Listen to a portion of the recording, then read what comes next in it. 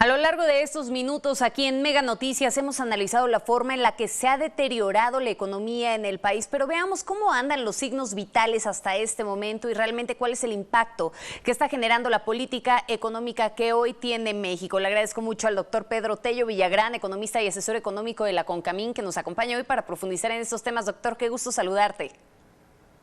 Magda, es un gusto tener la oportunidad de conversar nuevamente contigo y con quienes nos escuchan. Por favor, cuéntanos, doctor, ¿cómo andan los signos vitales en el país en este momento? Ya un año de la pandemia, pero también en un año sumamente complejo, derivado de que también se acercan ya las elecciones. México tiene en este momento, en el mes de marzo, una combinación de luces y sombras en lo que al desempeño de los signos vitales de la actividad económica se refiere. ¿Dónde tenemos luces? Tenemos inflación por fortuna controlada, aunque con una tendencia ascendente en los últimos meses. Tenemos tasas de interés en los niveles más bajos de los que se tenga registro. Tenemos disposición de divisas a través de las reservas internacionales en niveles también históricos y finanzas públicas que, a pesar de las dificultades que he tenido que enfrentar en el año pasado, se mantienen prácticamente bajo control. Además, tenemos a la disposición del Gobierno de México, y para hacer frente a cualquier emergencia económica que se presente,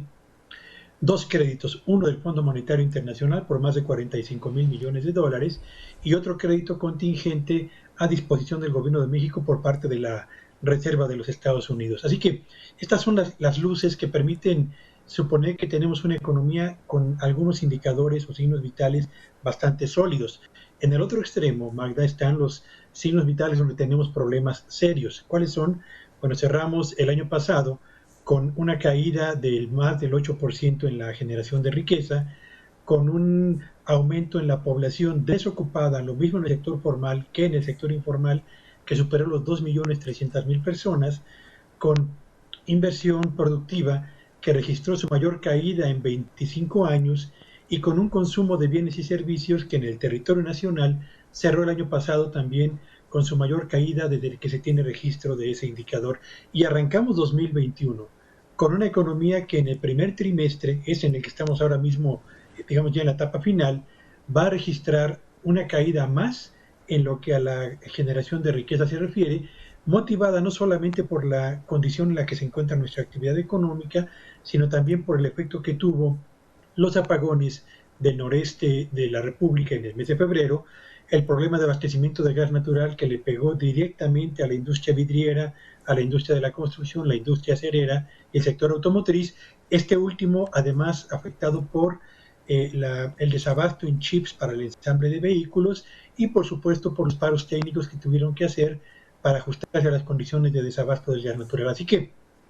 una economía, Magda, con signos vitales, con luces y sombras, aunque con la esperanza de que este año sea un año menos complicado que el 2020. Ah, caray, vaya recuento que nos haces, doctor, en este sentido. Pero, a ver, vámonos por partes.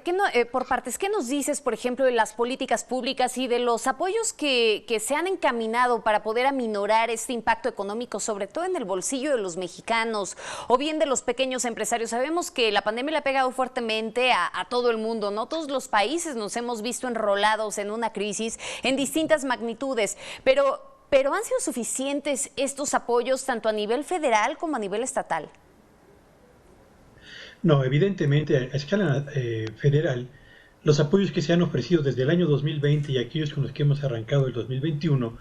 yo diría que se quedaron cortos, muy cortos, respecto a las necesidades mismas de la economía mexicana. El programa Jóvenes Construyendo el Futuro, el programa Sembrando Vida, los apoyos vía pensión a los adultos mayores y el resto, digamos, de las transferencias directas que ha estado realizando el gobierno federal desde el año anterior, han permitido, yo diría, amortiguar un poco, solo un poco, el aumento de la pobreza extrema y de la pobreza en general en nuestro país, pero haber dejado a la mayor parte de las empresas mexicanas prácticamente sin el soporte de un estímulo fiscal o sin el soporte de algún apoyo crediticio más robusto, con mayor capacidad de cobertura de lo que se realizó el año pasado y de lo que se espera realizar en este año, pues prácticamente deja a la economía mexicana, Magda, en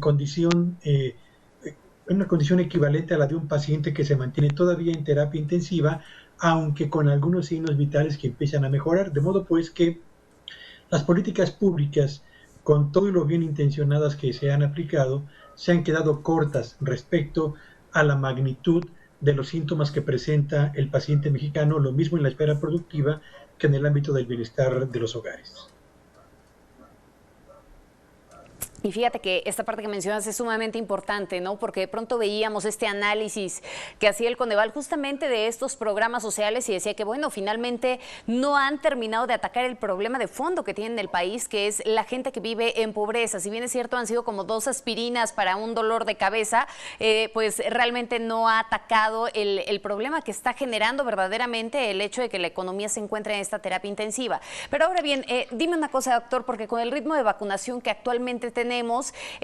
pues se prevé que logremos una rápida recuperación económica, de acuerdo a lo que mencionaba el propio Arturo Herrera, ¿no? Que ahora también la Secretaría de Hacienda está haciendo un nuevo pronóstico y dice que México va a crecer entre un 5 y un 5.5% en este año. ¿Crees que esta perspectiva que se tiene sea una estimación realista? ¿Nos estamos yendo muy lejos? Y es que también escuchábamos recientemente al presidente, ¿no? Y decía que bueno, ya para mediados de año estaríamos recuperando la economía que teníamos incluso antes de la pandemia.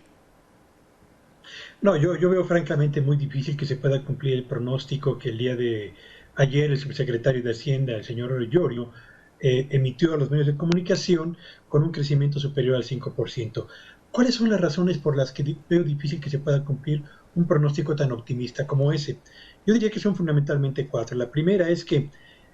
la confianza del consumidor mexicano prácticamente en el mes de febrero, de acuerdo con los datos de la más reciente encuesta aplicada por el INEGI, dejó de avanzar, prácticamente se aplanó, lo que significa que en las familias mexicanas prevalece desde el mes de febrero mayor cautela porque no sienten que la economía familiar haya mejorado y tampoco tienen la certeza de que vaya a mejorar la economía nacional en los meses por venir. Y cuando el consumidor percibe estas dos circunstancias, su propia economía con dificultades y la economía del país sin mayores signos de mejoría, lo que esto hace es provocar que el impulso o el crecimiento del consumo de bienes y servicios tienda a moderarse, tienda a ser más lento, lo que al final del día termina por afectar a los productores de bienes y servicios en el territorio nacional y a los proveedores de estos productores de bienes y servicios. Segundo factor, la caída de la inversión productiva.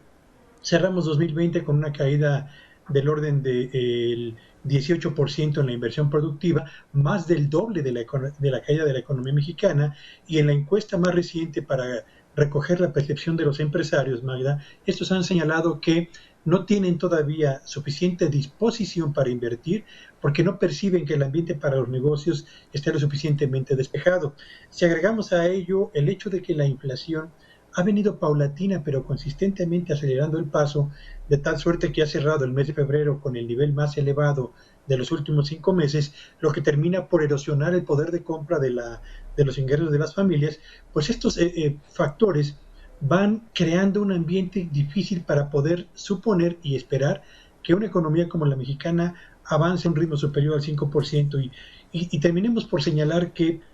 si en el mes de febrero la industria automotriz fue afectada por el desabasto de chips para el ensamble de motores, por los apagones y por el desabasto de gas natural que los obligó a la mayor parte de las plantas a decretar paros técnicos, y siendo la industria automotriz el más importante generador de divisas vía exportaciones, bueno, pues sumamos estos factores y yo creo que es difícil que se pueda cumplir un pronóstico tan favorable, aunque confieso, de verdad desearía que la economía mexicana avanzara más del 5% para recuperar buena parte del terreno que perdimos en el 2020.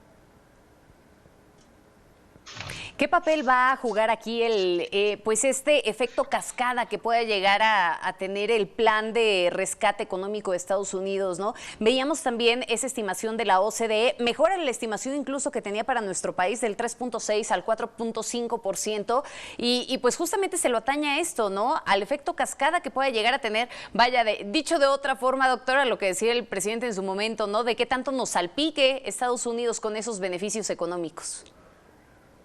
Yo diría que hay que ser cautelosos a propósito del impacto favorable que tendrá la recuperación de la economía de Estados Unidos y este nuevo plan de apoyo para empresas y hogares. ¿Por qué? tarda más o menos un trimestre en llegar el efecto favorable del crecimiento de la economía de Estados Unidos a los sectores exportadores de nuestro país, uno. Y dos, si queremos que la economía de México avance a un ritmo mayor, tendríamos que suponer o tendríamos que hacer un esfuerzo mucho mayor, Magda, para que el programa de vacunación avance con la celeridad deseada, a efecto de que nos sincronicemos con la apertura de la economía de Estados Unidos, que va más rápido de lo que ocurre aquí, y para que los efectos favorables de allá se puedan finalmente registrar con mayor velocidad en el propio territorio nacional. Y creo que dependemos fundamentalmente de la velocidad del programa de vacunación, uno, y dos, de la capacidad de las empresas para mantenerse en un ambiente tan sombrío y difícil como el que prevalece hoy en día en la economía nacional. No, bueno, sincronizarnos con ese ritmo de vacunación para empezar, tendríamos que tener la misma capacidad adquisitiva que ha tenido Estados Unidos para lograr todo ese número de vacunas. Y por el otro lado, pues dicho sea de paso, Estados Unidos no ha sido el mejor ejemplo, ¿no?, en cuanto a la aplicación de vacunas. Sin duda es un panorama sumamente complejo todavía el que se nos viene encima en este 2021. Muchísimas gracias, doctor. Gracias por la invitación, Naida.